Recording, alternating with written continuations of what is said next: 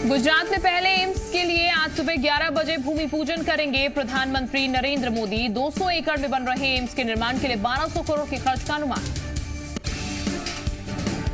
कृषि कानून का विरोध कर रहे किसानों और सरकार के बीच छठे दौर की बातचीत में समाधान के संकेत। सरकार ने किसानों की 2 शर्तों को माना। 4 जनवरी को फिर होगी वार्ता।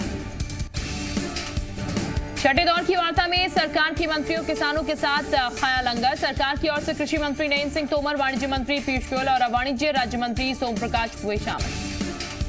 छठे दौर की वार्ता में सरकार के रुख से नरम पड़े किसान। आज होने वाले ट्रैक्टर रैली को किया स्थगित, लेकिन जारी रहेगा आंदोलन। सिंह बॉर्डर पर 2 जनवरी को किसान नेताओं की होगी बैठक। सीबीएसई के 10वीं और 12वीं की परीक्षा की तारीखों का आज होगा ऐलान। शिक्षा मंत्री पोखरियाल ने कहा, ऑनलाइन नहीं होंगी परीक्षाएं। कोरोना काल में परीक्षा के लिए स्वास्थ्य और गृह मंत्रालय जारी करेगा गाइडलाइंस। आज होने वाले नए साल के जश्न के लिए अलग अलग राज्य से जारी की गई गाइडलाइंस। कोरोना नियमों का पालन करना होगा जरूरी। ज्यादा भीड़ से बचने की भी सलाह।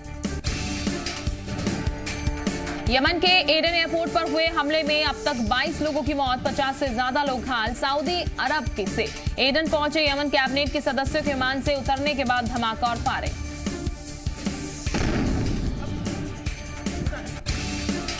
मध्य प्रदेश में कुशाभाऊ ठाकरे और राजमाता सिंधिया के नाम पर होंगे पंचायत और सामुदायिक भवन। कांग्रेस ने फैसले को बताया तुगलकी फरमान, तो बीजेपी बोली एक परिवार को छोड़कर दूसरे के योगदान को भी देखना सीखे कांग्रेस।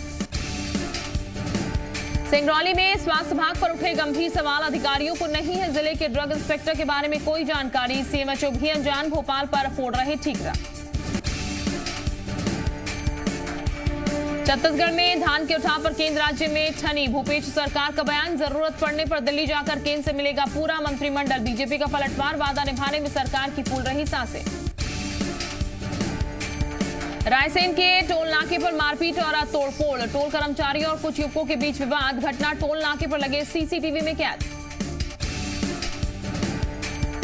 इंदौर में रैली पर पथराव की घटना को बीएचपी ने बताया चिंताजनक। बीएचपी के अंतर्राष्ट्रीय कार्याध्यक्ष आलोक कुमार का बयान, कहा आगे आना वाला समय शांति और सौहार्द का समय। श्री राम मंदिर निर्माण के लिए धन संग्रह करेगा बीएचपी। 15 जनवरी से 14 फरवरी 2021 तक डोर टू डोर जाकर राशि संग्रह की जाएगी। विदिशा में पूर्व जिला सहकारी बैंक अध्यक्ष के खिलाफ केस दर्ज करने के आदेश। लोन की प्रोसेस में गड़बड़ी का आरोप। रीवा में खनिज माफियाओं पर प्रशासन का प्रहार। पकड़े गए अवैध रूप से गिट्टी ले जाते 10 ट्रक। अवैध रूप से यूपी ले जाई जा रही थी गिट्टी। इंदौर एयरपोर्ट पर फ्लाइट की इमरजेंसी लैंडिंग। दिल्ली से बेंगलुरु जा रही थी फ्लाइट। 4 महीने के बच्चे को हो रही थी सांस लेने में दिक्कत। इलाज के दौरान बच्चे की मौत। इंदौर में पति और उसके दोस्त पर पत्नी की हत्या का आरोप। पति के खिलाफ चल रहा था दहेज प्रताड़ना का केस। पुलिस ने आरोपी पति को किया गिरफ्तार। रायपुर में घर में फांसी के फंदे पर मिला डॉक्टर का शव। पुलिस को नहीं मिला कोई सुसाइड नोट। दोस्तों और परिवार वालों से पूछताछ कर रही पुलिस। रीवा में संदिग्ध हालातों में मिला महिला का शव। पुलिस ने हत्या का शव लटकाने की जताई आशंका। जशपुर में आरोपियों के चंगुल से रिहा हुई 2 नाबालिग बच्चियां। पुलिस ने बच्चियों को सुरक्षित उनके घर पहुंचाया। कोरबा में मोटरसाइकिल चोर गिरोह के 6 सदस्य गिरफ्तार। पकड़े गए आरोपी में 2 नाबालिग गैंग से चोरी की 10 मोटरसाइकिल जब्त। धमतरी में मोबाइल दुकान से चोरी के मामले में 7 आरोपी गिरफ्तार। सभी आरोपी चादर गिरोह के सदस्य। 9 मोबाइल, 79,000 कैश और अन्य सामान बरामद। बड़वानी में नेताओं के आश्वासन से थक चुके ग्रामीण चंदा जुटाकर खुद सड़क निर्माण में लगे। बच्चों से लेकर बुजुर्ग तक बना रहे सड़क। दुर्ग में सिटी बस योजना पूरी तरह से ठप। कबाड़ में तब्दील हो रही सिटी बसें। बर्बादी के कगार पर करोड़ों रुपए। रतलाम में जीएमपीसीजी के खबर का असर। फायरिंग के वायरल वीडियो का एसपी ने लिया संज्ञान। एफआईआर दर्ज कर पुलिस ने शुरू की जांच। ग्वालियर में अगले 3 से 4 दिन पड़ेगी कड़ाके की ठंड। 3 जनवरी के बाद मिलेगी हल्की राहत। इनकम टैक्स रिटर्न भरने की तारीख बढ़ी। अब 10 जनवरी तक भर सकेंगे आयकर रिटर्न। पहले 31 दिसंबर थी आखिरी तारीख।